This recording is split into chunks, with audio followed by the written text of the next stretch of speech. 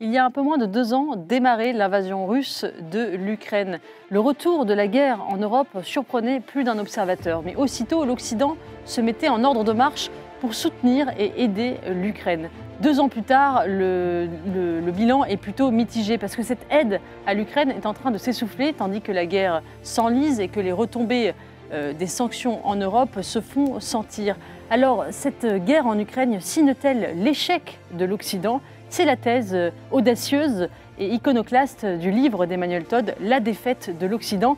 Il en débat ce soir dans le club Le Figaroïdé avec Nicolas Bavrez, notre chroniqueur du Figaro, qui lui a une thèse radicalement opposée. Alors au-delà de la guerre en Ukraine, nous nous interrogerons sur la crise que traversent les démocraties libérales occidentales. Cette crise est-elle surmontable? Ces démocraties sont-elles vouées à affronter le reste du monde et les empires autoritaires? Voilà les grandes questions que nous aborderons ce soir dans le club Le Figaroïdé.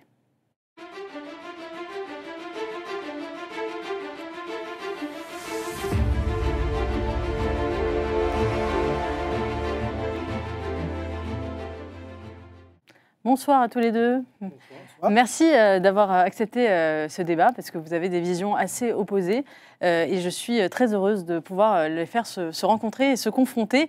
Emmanuel Todd, je le disais en introduction, vous avez publié ce livre, La défaite de l'Occident, un livre qui suscite un grand débat parce que vous avez une thèse plutôt iconoclaste. Vous jugez que la guerre en Ukraine témoigne d'un échec de l'Occident et même d'une défaite de l'Occident. On va en discuter. Alors, vous êtes connu pour de nombreux livres et notamment La chute finale en 1976 où vous annonciez l'effondrement de l'URSS. Alors, ce livre est-il annonciateur d'un autre effondrement? On va en parler. Vous, Nicolas Bavrez, vous êtes essayiste et nos lecteurs vous connaissent bien puisque chaque lundi, vous écrivez une chronique dans les pages débat du Figaro et vous avez publié en 2023 aux éditions de l'Observatoire « Démocratie contre empire autoritaire » où vous partez vous aussi de cet événement de la guerre en Ukraine comme un moment de basculement pour le monde occidental. On va en reparler. Alors je voudrais peut-être qu'on débarre l'émission. Je vais vous faire réagir à une archive qui n'est pas très vieille puisqu'elle a 2 ans. C'était Bruno Le Maire en 1er mars 2022. Voilà comme il réagissait quelques jours après l'invasion russe en Ukraine. Et je vous inviterai à réagir, Emmanuel Todd. Les sanctions sont efficaces. Les sanctions économiques et financières sont même d'une efficacité redoutable. Et je veux laisser planer aucune ambiguïté sur la détermination européenne sur ce sujet. Nous allons livrer une guerre économique et financière totale à la Russie. Nous allons donc provoquer l'effondrement de l'économie russe.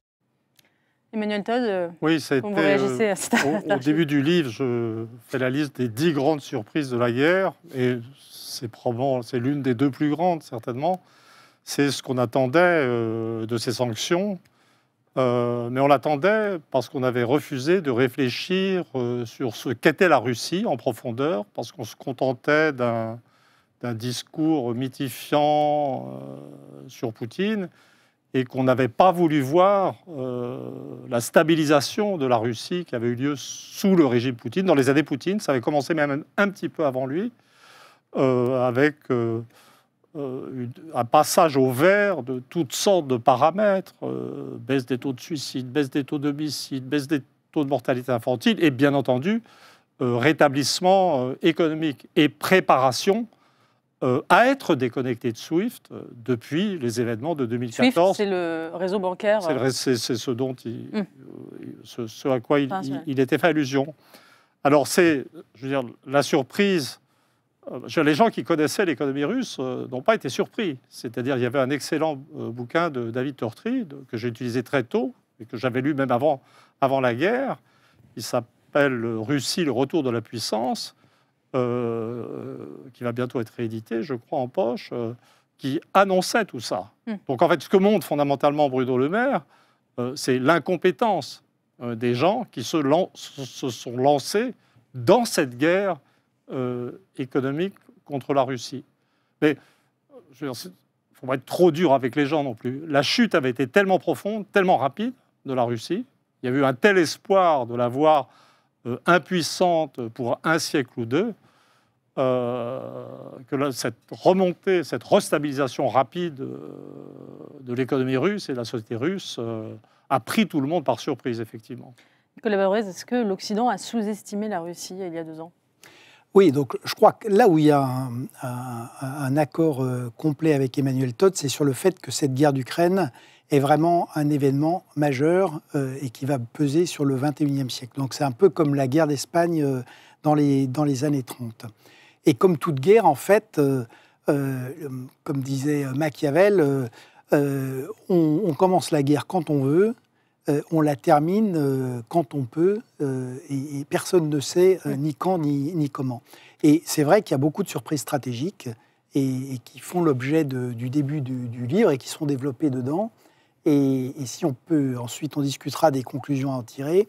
Mais dans les surprises stratégiques, il y a clairement eu, effectivement, la résilience de l'économie russe, qui a été bien supérieure à ce qui avait été prévu par les Occidentaux. Il y a aussi eu la résistance de l'Ukraine, qui d'ailleurs avait aussi été sous-estimée par les Occidentaux. Et puis ensuite, il y a eu les allées et venues, et puis j'allais dire l'impact sur le système mondial, et en particulier le fait que la majorité des pays du Sud ont basculé du côté du narratif du Sud, ce qui n'était pas prévu. Mais donc, sur la résilience de l'économie russe, c'est vrai, avec là, néanmoins, un vrai facteur je pense, de discussion, c'est que la Russie s'est reconvertie comme une économie de guerre. Elle a montré beaucoup plus de flexibilité que ce qu'on pensait, donc la capacité à exporter ses hydrocarbures et aussi à contourner les sanctions occidentales, notamment en récupérant, y compris des composants occidentaux qui lui permettent d'alimenter son industrie d'armement. Là où il y a une vraie question, c'est en face de ça, est-ce que c'est néanmoins ou non un appauvrissement et surtout une vassalisation de la Russie par la Chine? Et je pense que c'est un des points qui apparaît pas dans le livre, mais qui est un point intéressant, parce que c'est de la démographie, et notamment le fait qu'il y ait quand même plus d'1 million de jeunes Russes, qui sont des jeunes hautement qualifiés, et qui aient quitté le pays.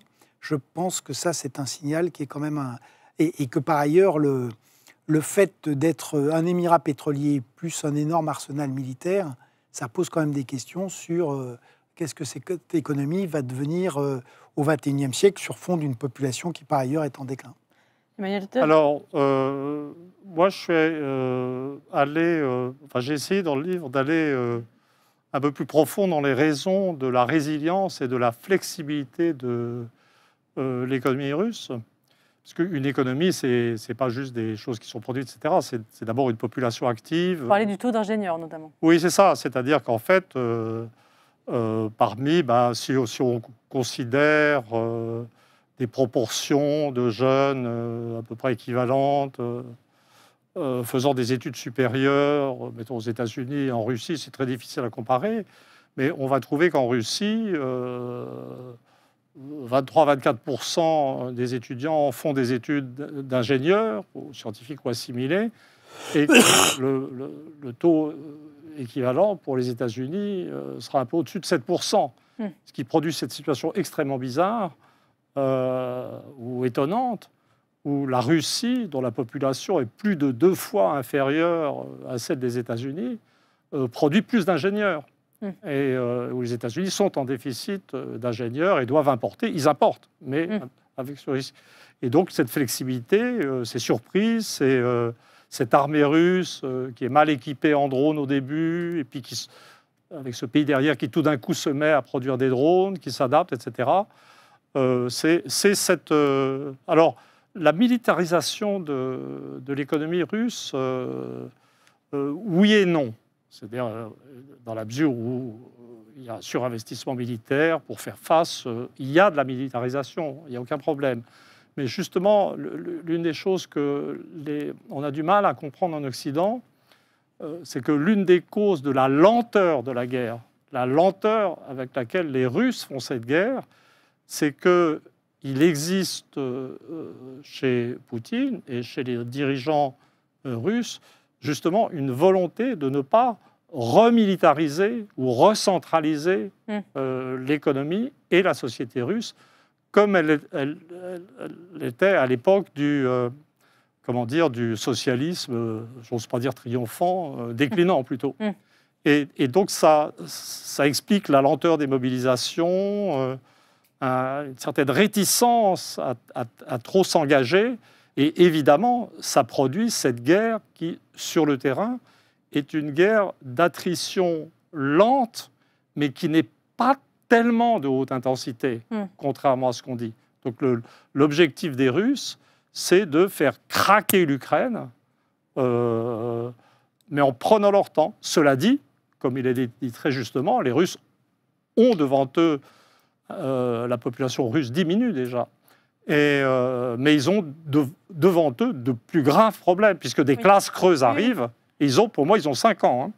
Mais je crois qu'il y a un désaccord entre vous, c'est aussi que vous, Nicolas Bavrez, vous pensez que cette guerre en Ukraine est une menace directe pour les démocraties occidentales. Ce que vous ne pensez pas, Emmanuel Toll, puisque vous dites que la Russie n'aurait aucun intérêt à aller davantage, à reprendre davantage que ce qu'elle veut en Ukraine, c'est-à-dire l'Est de l'Ukraine. En quoi, selon vous, cette guerre en Ukraine est déterminante pour l'avenir de l'Europe et plus largement des démocraties?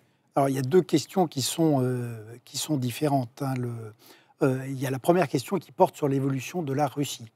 Et sur l'évolution de la Russie, effectivement, je diverge sur l'analyse, la nature du régime russe et sur ses objectifs qui, pour moi, ont été clairement annoncés par Vladimir Poutine et qui vont largement au-delà de l'Ukraine.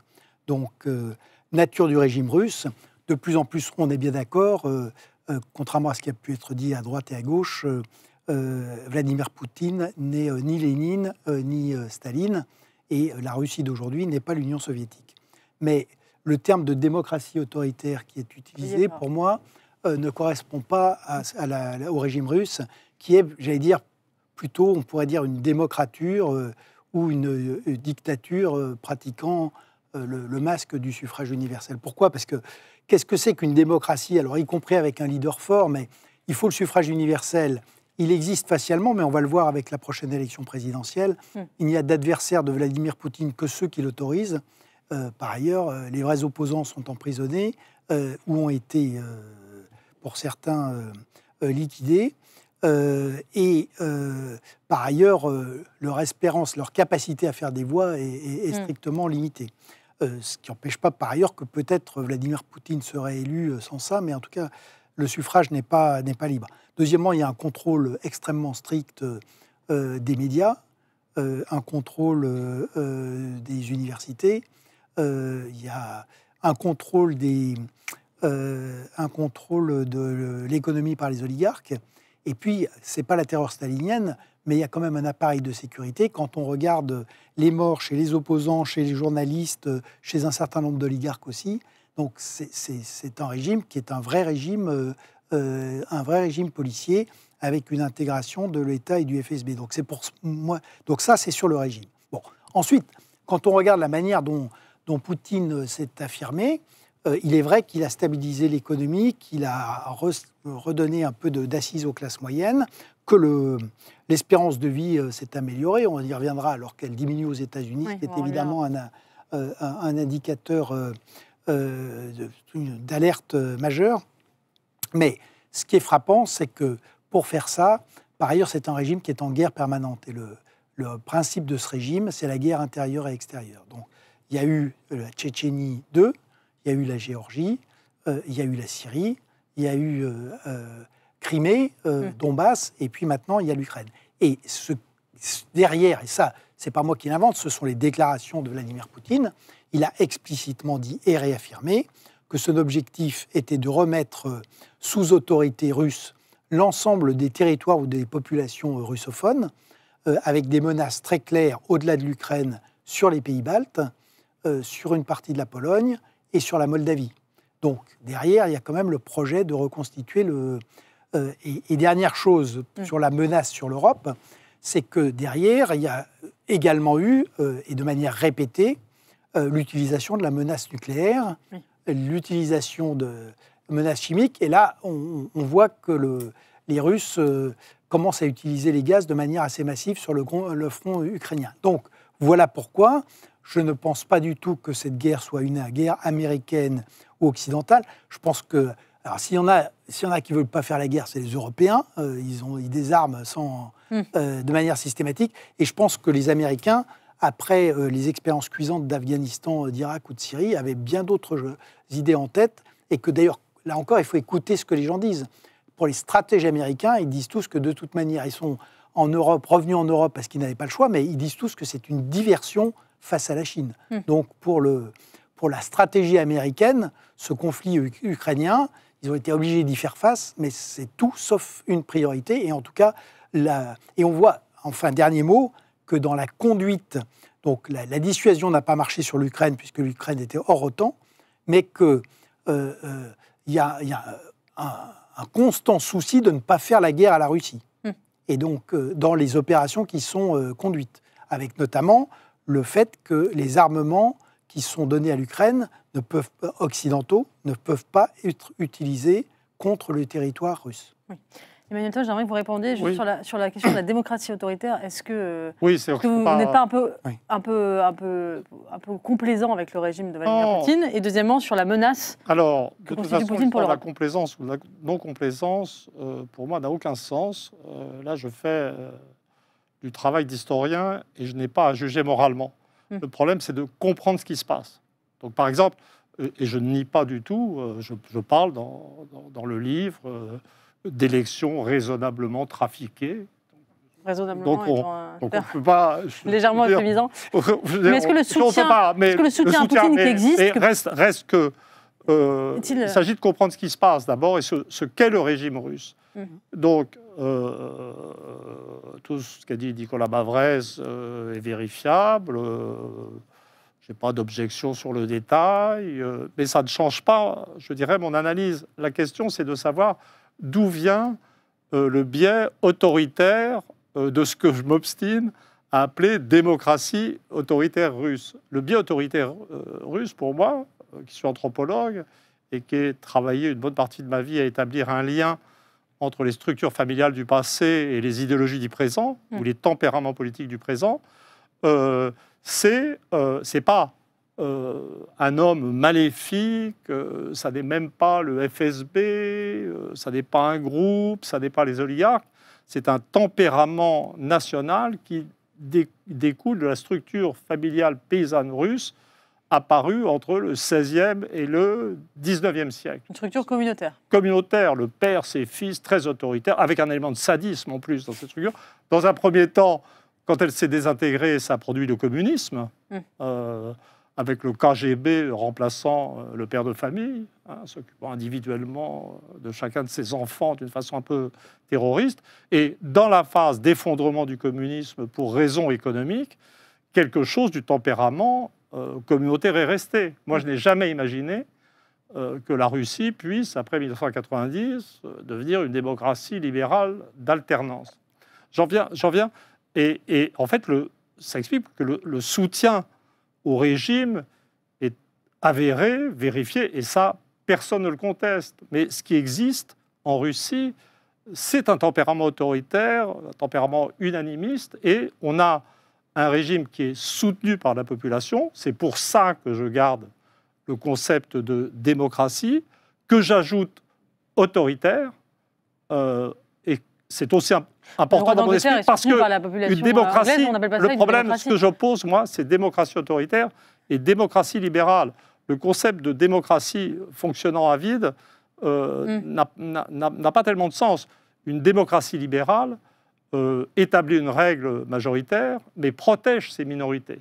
Une démocratie autoritaire reflète effectivement le souhait ou l'acceptation de la majorité de la population,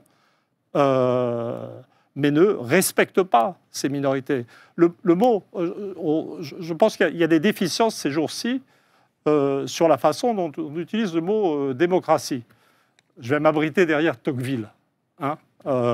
Dans l'esprit des libéraux du 19e siècle et d'avant, la démocratie en tant que concept, si elle n'est pas régulée ou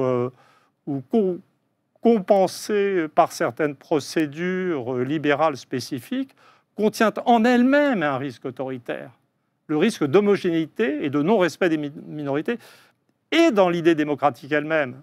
C'est dans la démocratie en Amérique de Tocqueville. Oui, donc, en fait, je ne vois pas pourquoi les gens sont scandalisés par mon concept de démocratie autoritaire, qui, pour Tocqueville, aurait peut-être été un pléonasme. Non, je pense qu'au contraire, c'est un oxymore. Parce que, pour une raison simple, c'est que, effectivement, ce que dit très bien Tocqueville, c'est qu'il y a des risques permanents pour la démocratie d'être corrompue, mais de ne plus devenir une démocratie. Donc, pour Tocqueville, il y a le suffrage universel, il y a l'état de droit, et il y a la modération des mœurs, le fait que la majorité n'opprime pas la minorité, que la minorité accepte la loi de la majorité.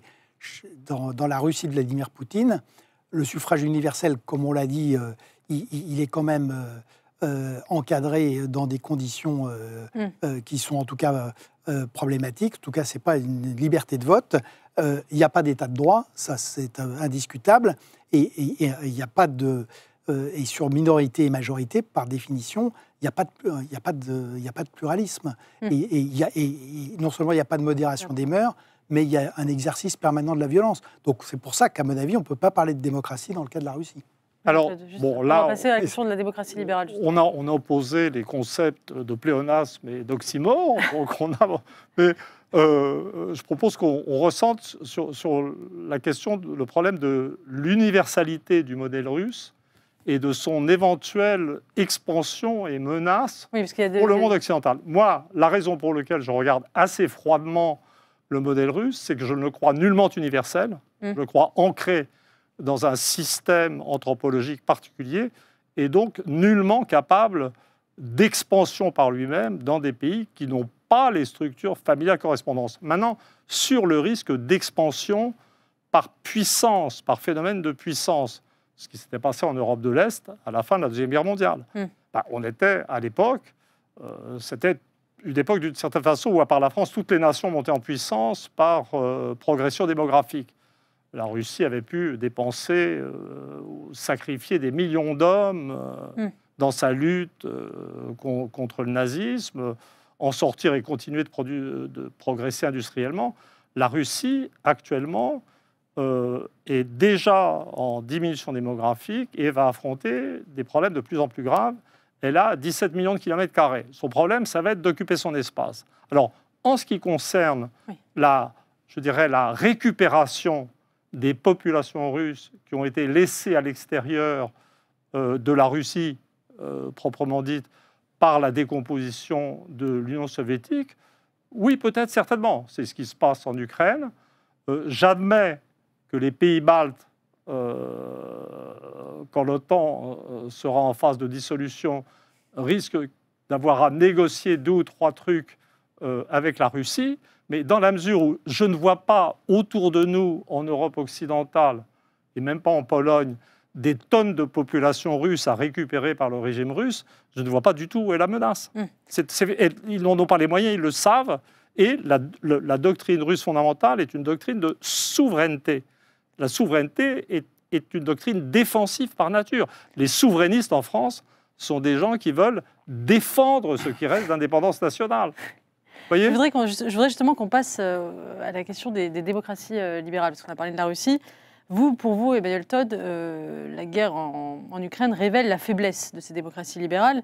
Nicolas Bavrez, j'aimerais vous demander justement si vous n'êtes pas d'accord avec, effectivement, avec ce constat d'une forme de déclin, d'essoufflement. Alors on peut discuter des causes, Emmanuel Todd les situe dans l'affaissement du protestantisme, qui était selon lui le moteur. J'ai appliqué les techniques de l'école des annales, de la longue durée. Oui. C'est assez stimulant comme thèse. Je remonte à l'ascension protestante du XVIe siècle pour expliquer l'ascension de l'Occident, et je retourne Max Weber, qui avait dit ça, et dit si le protestantisme s'effondre avec ses valeurs d'efficacité, de morale civique, de contraintes spécifiques sur l'individu, on peut comprendre le déclin éducatif du monde anglo-américain, le déclin industriel des États-Unis et l'incapacité actuelle des Américains à fournir des armes à l'Ukraine. Nicolas Bavrez, j'aimerais vous demander de réagir à cette thèse d'Emmanuel Todd. Est-ce que vous écriviez dans un récent éditorial que les démocraties possédaient toutes les ressources pour surmonter leur crise? Alors pour vous, cette crise, elle est juste transitoire? Non, les choses sont ouvertes. C'est-à-dire que pour aller vite, mais on viendra ensuite aux conclusions. Le scénario que présente, il faut être clair, hein, le scénario qui est présenté là, c'est pas un scénario irréaliste ou absurde. Il y a une possibilité réelle que la Russie gagne en Ukraine et que l'Occident se décompose.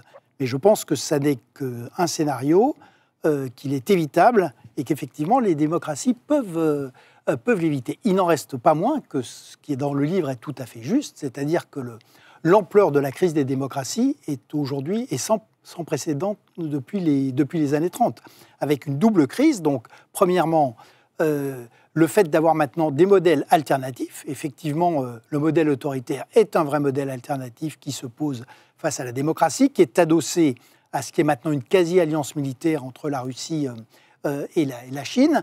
Il y a la contestation aussi par les régimes théocratiques. On en a quand même deux maintenant, Iran et Afghanistan. La contestation par le modèle religieux djihadiste intérieur et extérieur. Et puis, il y a la crise intérieure. Et la crise intérieure, elle est effectivement spectaculaire, elle est très profonde. Et le résultat de tout ça, c'est vrai que... Quel est son nœud à cette crise intérieure? Quel est son...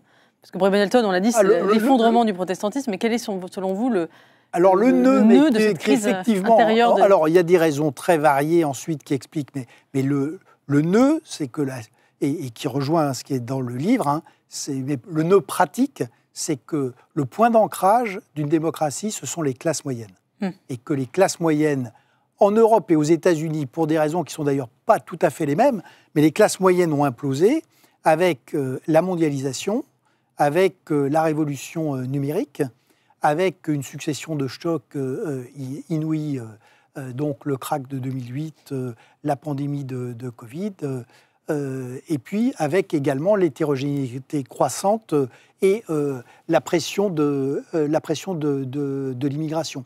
Donc tout ça fait que, si vous voulez, c'est là aussi où la comparaison avec les années 30 frappe un peu, c'est que en 1918, tout le monde est certain que la démocratie a gagné pour l'éternité, que c'est la dernière des guerres. Et puis, 20 ans après, il y a des régimes autoritaires partout et on a une nouvelle guerre mondiale. En 1989, tout le monde c'est Fukuyama, et donc la démocratie de marché est soi-disant là pour l'éternité. Et on se retrouve aujourd'hui, alors c'est passé 20, c'est 30 ans après, mais effectivement, avec des régimes autoritaires extrêmement agressifs, des formes de démocratie libérale, une démocratie qui recule sur tous les continents et qui recule aussi la qualité de la démocratie, c'est tout à fait vrai, et sur le recul aux États-Unis comme en Europe. Et par ailleurs, cet Occident qui était soi-disant là pour l'éternité, il a perdu le contrôle de l'ordre mondial à partir de 2001, du capitalisme en 2008, de la santé en 2020, et il avait eu, j'allais dire, le monopole de l'initiative de la guerre, il l'a perdu avec l'Ukraine en 2022. Donc ça, sur ce constat-là, il est tout à fait juste. Et la question qui se pose, c'est est-ce que, à partir de là, est-ce que les choses sont finalement jouées? Est-ce que les démocraties ont déjà perdu? Ou est-ce qu'elles restent ouvertes? Et pour moi, en revanche, je pense que les choses restent ouvertes pour deux raisons. Une qu'on a un peu abordée à marginal, c'est que les régimes autoritaires ont aussi leurs faiblesses et leurs problèmes, et que, avec toute leur fragilité, toutes leurs difficultés, et on risque d'en avoir en 2024 encore davantage avec le retour de Trump au pouvoir aux États-Unis, mais il reste une capacité aujourd'hui, effectivement, à la fois à réinventer le modèle démocratique et à lui permettre de résister aux empires autoritaires. Emmanuel Todd. Oui, alors, moi, je ne crois pas qu'on est dans un retour des années 30. C'est que là, on discutait de la démocratie autoritaire. Dans le livre, ce que j'oppose à la démocratie autoritaire, ça n'est plus la démocratie libérale, c'est ce que j'appelle les oligarchies libérales. C'est-à-dire, je dirais qu'il n'y a plus que les minorités qui sont respectées, et surtout les minorités les plus riches, avec une montée des inégalités économiques, etc. Mais pour moi, le cœur explicatif de cette montée des inégalités et de cet effondrement des comportements, des mœurs démocratiques, finalement, l'affrontement de l'élitisme et du populisme, ce sentiment de crise qu'on a, c'est la stratification éducative qui est apparue dans les années d'après-guerre, dès 1965 aux États-Unis, les années 90 en France. C'est-à-dire que la démocratie fonctionnant de façon harmonieuse, c'est-à-dire dans les esprits et pas simplement dans les procédures, c'était quand tout le monde savait lire et écrire, et pas grand-chose d'autre pour beaucoup de gens. C'est-à-dire qu'il y avait une sorte d'homogénéité culturelle qui faisait que l'ouvrier, le paysan, le bourgeois, en fait, qui en général n'avait pas fait d'études supérieures, pouvait, à un certain niveau, être la même chose. Partager un monde commun. Un monde commun, et si un écrivain écrivait, il fallait qu'il écrive pour tout le monde s'il voulait avoir des lecteurs. Vous dites que les choses se gâtent quand il y a 25% de diplômés. Ensuite, on a cru que le développement de l'éducation supérieure, c'était la suite de l'alphabétisation, en fait. Et ça l'était, un progrès. Mais ce qui s'est passé, c'est qu'on devait apparaître des générations avec 30-40% d'éduqués supérieurs qui ont constitué, je dirais, une masse suffisante pour vivre entre eux et se penser pas simplement éduqués supérieurs, mais supérieurs.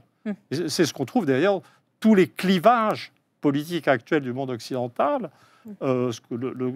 L'élément le plus discriminant pour prévoir le vote maintenant, c'est le niveau éducatif ou toutes les évolutions socio-économiques.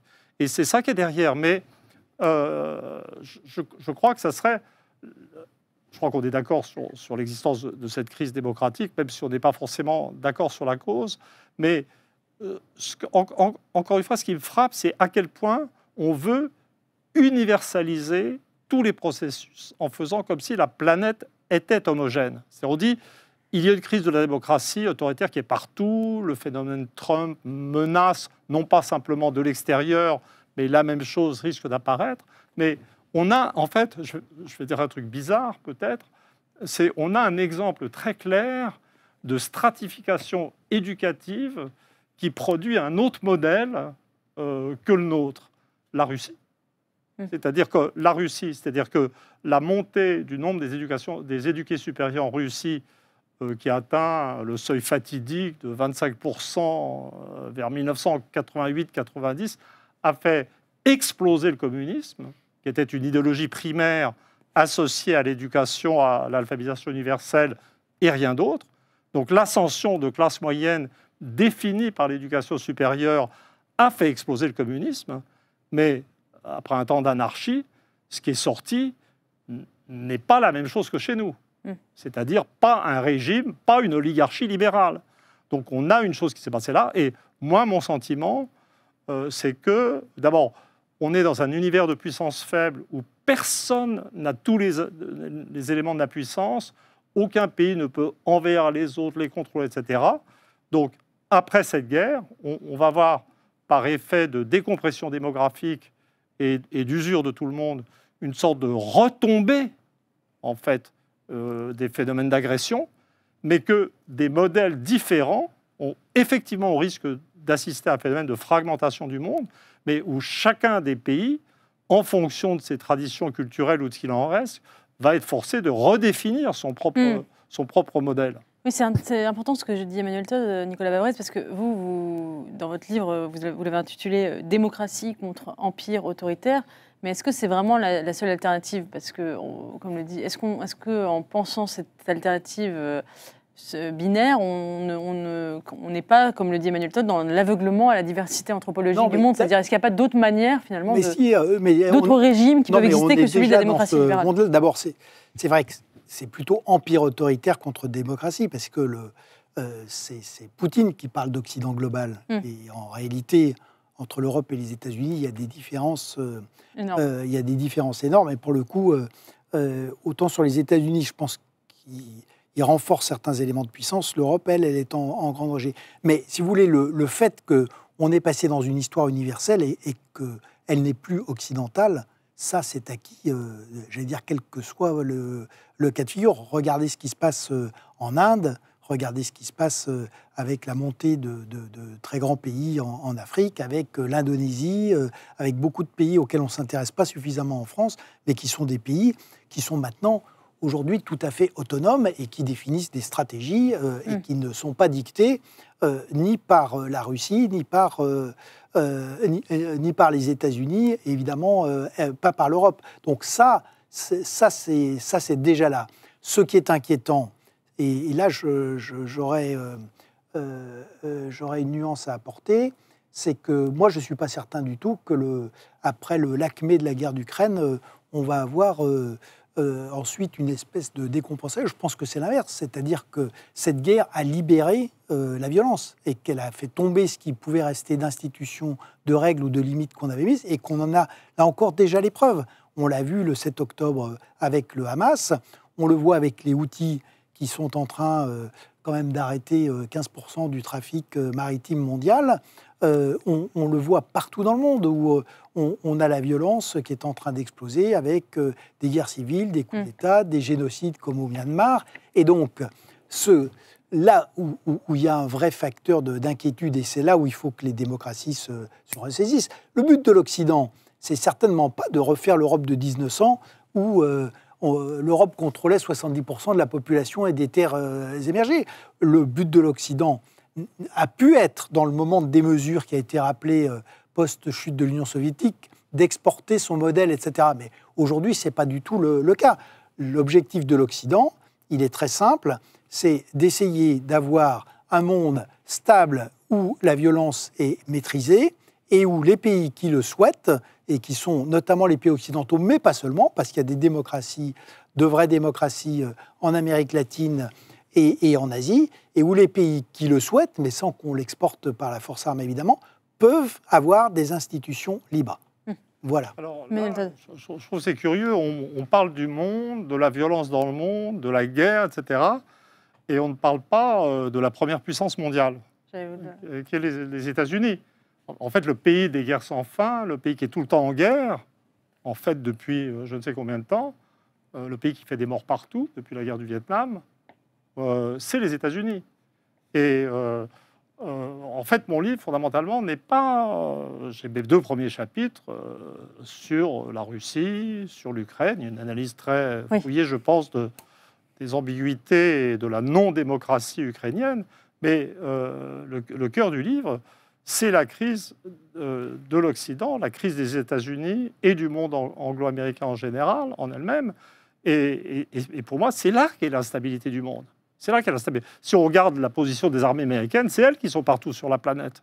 Et ce qu'on a du mal à envisager, c'est un reflux des États-Unis avec... On a un problème avec l'Amérique. C'est que l'Amérique a été, des décennies, ou pour l'essentiel du XXe siècle, une puissance bénéfique, je dirais, pour tout le monde, sauf pour l'Amérique latine, sans doute. Mais pour nous, on a toutes les raisons d'aimer l'Amérique, et on a une sorte d'incapacité à accepter de voir ce que devient l'Amérique. Je sais, moi, chaque fois que j'écris un livre, ou, enfin, selon le moment... on me traite d'anti-américain, comme si... c'est vrai que vous avez des mots extrêmement violents sur l'Amérique. Je cite votre conclusion. Vous dites « La pulsion première est un besoin de violence sur l'Amérique, sur les États-Unis ». Le cœur du livre... Vous dites que c'est ça aujourd'hui les États-Unis, c'est une pulsion de violence. Alors je dirais, je pense m'être racheté dans ce livre, puisque je suis une sorte d'avoir montré ma bonne foi, puisqu'il y a un truc dont on ne m'a jamais accusé, c'est d'être anglophone. Au contraire, j'ai toujours été accusé d'être un anglophile congénital et abruti ou exagéré. Et il y a un chapitre extrêmement critique sur le Brexit, sur la décomposition de la société britannique, en fait, qui est parallèle de la société américaine. Mais donc, on aime l'Amérique au départ. Elle nous a sauvés.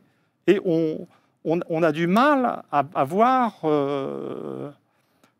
comment dire, qu'elle tourne mal, et qu'elle tourne mal à un degré qu'on a du mal à accepter nous-mêmes. Ça veut dire quoi, elle tourne mal ? Je veux dire, c'est une société, je veux dire, qui est en pleine régression, dont le niveau éducatif diminue, qui s'abandonne à la violence, où la montée des inégalités a été absolument phénoménale, dont le groupe dirigeant que j'analyse en détail, en fait, n'a plus vraiment de culture commune ou d'objectifs, et qui a sécrété une idéologie que je qualifie non plus simplement de post-religieuse, mais de nihilisme. C'est-à-dire que cette société à la dérive secrète une préférence pour la destruction des choses, pour la destruction des hommes, pour la guerre, et aussi, sur le plan conceptuel, pour la destruction de, je dirais, de la réalité. Et c'est ça qu'on a du mal à accepter, et c'est ça qui nous angoisse. Et moi, je vais faire un numéro, j'espère que je ne vais pas commencer par faire un numéro de pastiche de pape, etc., de « n'ayez pas peur ». Je veux dire, de même qu'il ne fallait pas avoir peur de l'effondrement du communisme, je dis « n'ayez pas peur de l'effondrement de l'Amérique ». L'effondrement de l'Amérique, Nicolas Babret, j'aimerais bien vous faire réagir là-dessus. L'effondrement de l'Amérique, est-ce que Emmanuel Todd ne pointe pas du doigt, il rappelle d'ailleurs dans son livre, le taux de mortalité infantile qui aux États-Unis est supérieur à celui de la Russie, c'est bien ce que vous écrivez. Oui. Est-ce qu'effectivement, il n'y a pas une crise profonde ? Il écrit, c'est comme ça. Le problème, c'est le passage du constat à au pronostic, c'est effondrement de l'Amérique. Le constat, il était que ça. On a parlé de mortalité infantile, mais on prend l'espérance de vie. L'espérance de vie décline aux États-Unis, elle est inférieure à celle de la Chine, ce qui est quand même aberrant. Et par ailleurs, on l'a rappelé, le nombre de morts par arme à feu est gigantesque. Il y a eu la crise des opioïdes. On a quand même, avec un système de santé qui, normalement, qui pèse 18% du PIB de la première puissance économique du monde, et avec plus de 60 000 morts par an à cause des opioïdes, c'est quand même une situation ahurissante. Et pour la maladie de la démocratie américaine, on a Trump, et quand même la première fois, quand même depuis très longtemps, qu'on a un président des États-Unis qui organise la prise d'assaut du Capitole le 6 janvier 2021, et qui refuse de reconnaître... alors que toutes les investigations ont été faites contre l'évidence, qui refuse de reconnaître la réalité du scrutin. Je rappelle qu'on avait eu un cas qui était intéressant, qui était Gore contre Bush fils, où tous les décomptes qui ont été postérieurs ont montré que c'était Al Gore qui avait gagné. Et quand la Cour suprême a dit on arrête le décompte parce que c'était l'État de droit, parce que c'était les institutions américaines, Al Gore a accepté et il n'est jamais revenu dessus. Alors même que les travaux postérieurs ont montré que c'est lui qui avait gagné. Donc là, ce qui s'est passé est effectivement d'une gravité exceptionnelle. Donc là, la crise des États-Unis, on ne peut pas la sous-estimer. Il reste que, et c'est le paradoxe de la situation actuelle, et là-dessus je ne partage pas le diagnostic d'Emmanuel Todd, c'est qu'on a une situation, mais qui d'une certaine manière est effectivement une situation très dangereuse, où les facteurs de puissance de l'Amérique se renforcent aujourd'hui. Pourquoi ? Parce que c'est les premiers en matière d'énergie dans le monde. Eux n'ont jamais oublié que pour faire de l'industrie, il faut faire de l'énergie. Ils sont en vraie réindustrialisation. Les gains de productivité augmentent plus vite qu'en Chine, ce qui fait que maintenant, l'idée que la Chine va passer devant est une idée qui est de plus en plus remise en question par la plupart des analystes. Et sur la puissance militaire, c'est vrai que cette puissance militaire a été utilisée à tort et à travers, et évidemment de manière extrêmement aberrante en Afghanistan ou en Irak.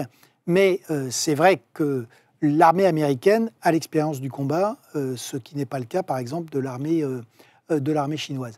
Et que ce qui est fait en Ukraine et au Moyen-Orient, pour le coup, je le trouve, est quelque chose d'intelligent, qui, justement, est quelque chose qui tend à endiguer la pression de ceux qui veulent détruire la démocratie, mais à le faire en maîtrisant l'escalade.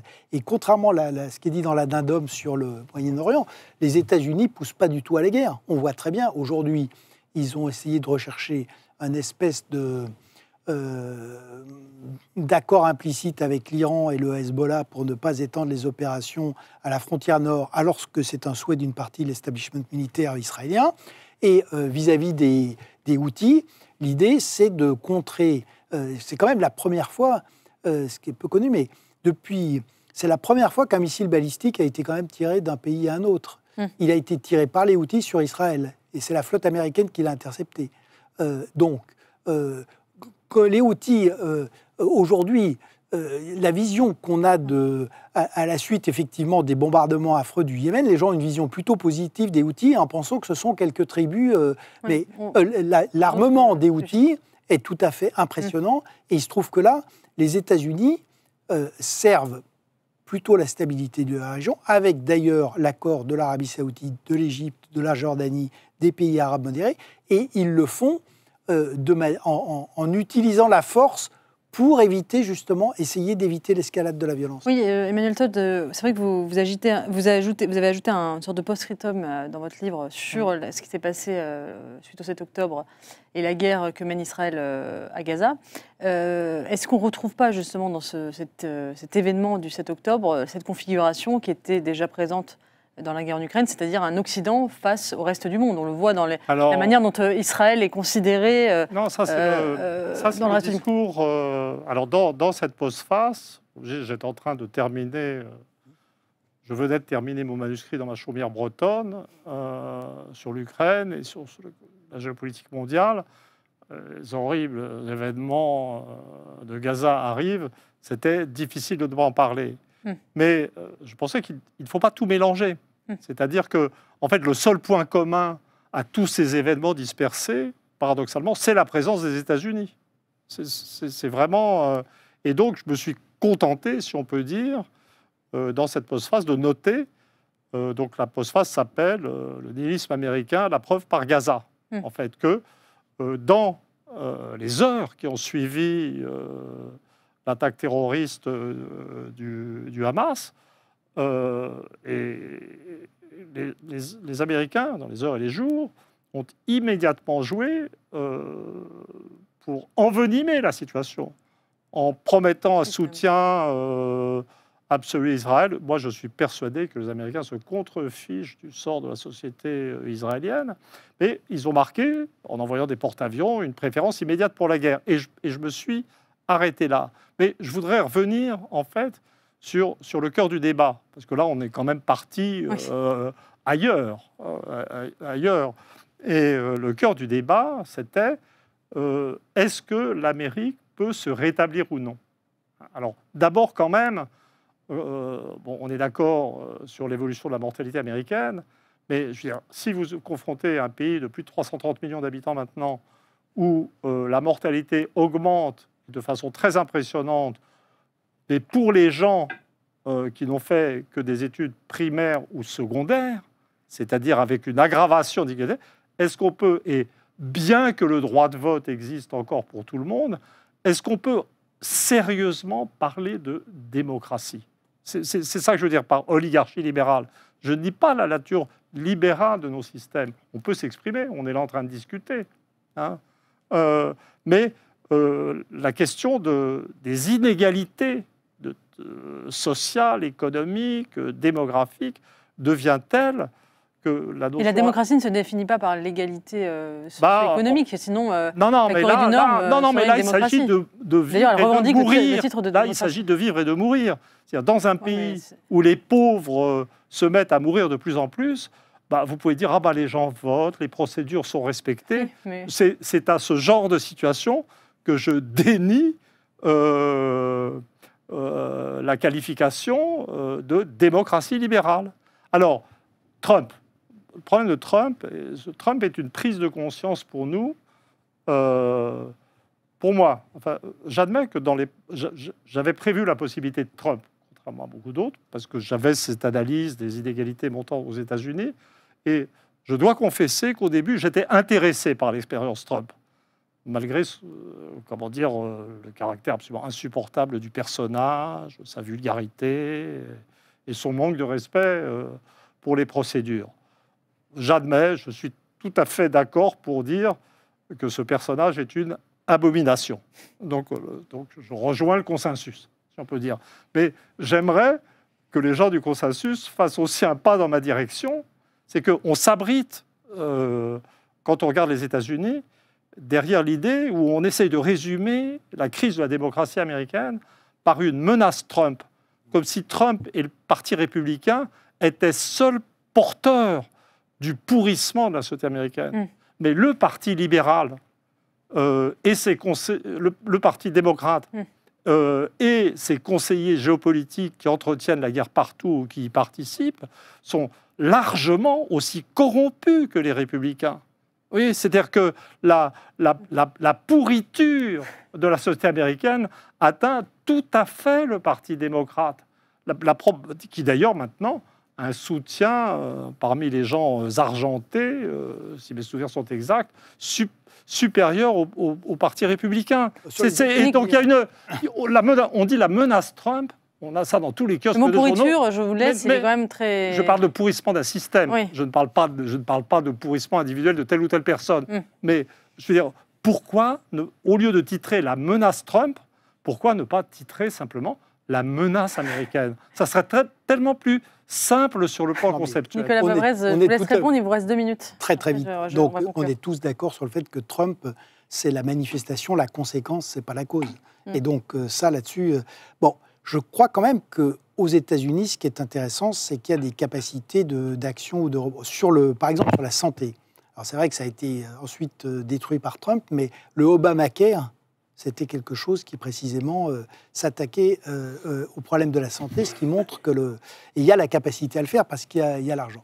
Quand on regarde ce que fait Biden, par exemple, une des choses intéressantes, c'est l'IRA, avec quand même une stratégie qui consiste à lier réindustrialisation, transition climatique, révolution numérique et stabilisation des classes moyennes avec le fait de générer des meilleurs salaires. Et d'ailleurs, ce qui est intéressant, c'est que sous Biden, quand on regarde, de fait, les salaires sont en train de s'améliorer aux États-Unis et pour la première fois depuis longtemps, ils s'améliorent pour les plus pauvres. Et j'ajoute enfin, quand on regarde le réel, là encore, la situation des pauvres aux États-Unis, elle est quand même très très supérieure à la situation de beaucoup de gens dans le monde. Et ce qui est donc, là, c'est ce par quoi je voudrais terminer, c'est que les choses sont ouvertes et que de fait, la victoire de la Russie n'est pas acquise en Ukraine et que sur les démocraties, on verra si elles ont la capacité à se bouger, se réinventer. Je rappelle qu'en 1945, elles se sont réinventées après les années 30, où on avait eu d'abord la pire déflation mondiale. Là, pour le coup, on avait paupérisé des gens, on les avait réduits à la misère, et en plus, on avait laissé le champ libre au totalitarisme. On a réussi à se réinventer. C'est le même problème aujourd'hui. Merci, Nicolas. Vous voulez ajouter 10 secondes? Absolument. Parce que moi, je veux dire, je ne pense pas, c'est tout le sens de l'analyse de longue durée, que l'Amérique va se rétablir. J'ai renoncé en fait à y croire, parce qu'il n'y a plus les cadres moraux hérités du protestantisme, parce qu'ils ne forment pas